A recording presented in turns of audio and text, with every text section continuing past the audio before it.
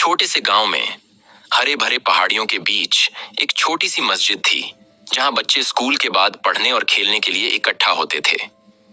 उनमें से 3 सबसे अच्छे दोस्त थे, आमिना, हसन और सामी। उन्हें दया क्लब के नाम से जाना जाता था, क्योंकि वे हमेशा दूसरों की मदद करते और सभी के साथ प्यार और सम्मान से पेश आते। एक दिन उनकी कुरान की क्लास के बाद उनकी टीचर बहन लैला ने पैगंबर मोहम्मद सल्लल्लाहु अलैहि वसल्लम की एक कहानी सुनाई। उन्होंने बताया कि पैगंबर हमेशा दूसरों के साथ दया से पेश आते थे, यहाँ तक कि उनके साथ बुरा व्यवहार करने वालों के साथ भी। दया सच्चे मुसलमान की पहचान है। यह सुनकर तीनों दोस्तों ने तय किया कि वे इस सीख को अपनी जिंदगी में अपनाएंगे। आमिना का दयालु कार्य। अगले दिन स्कूल में आमिना ने देखा कि उसकी सहपाठी ज़ैनब उदास बैठी है।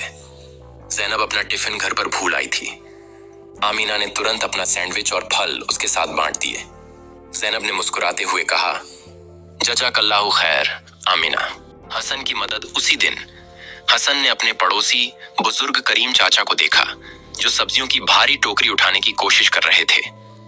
बिना कोई देर किए हसन ने उनकी मदद की।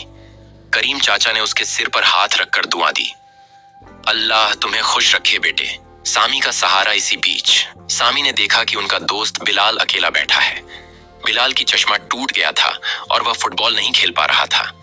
सामी उसके पास गया और उसे जोक्स और कहानियां सुनाई, जब तक कि बिलाल बेहतर महसूस नहीं करने लगा। शाम को तीनों दोस्त मस्जिद में मिले और एक दूसरे को अपने दया भरे कामों के बारे में बताया।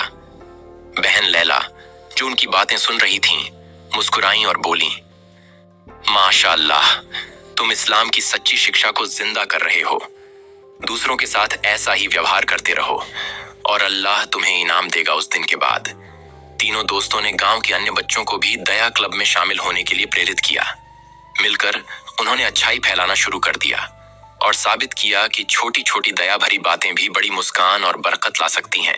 उस दिन के बाद तीनों दोस्तों ने गांव के अन्य बच्चों को भी दया क्लब में शामिल होने के लिए प्रेरित किया।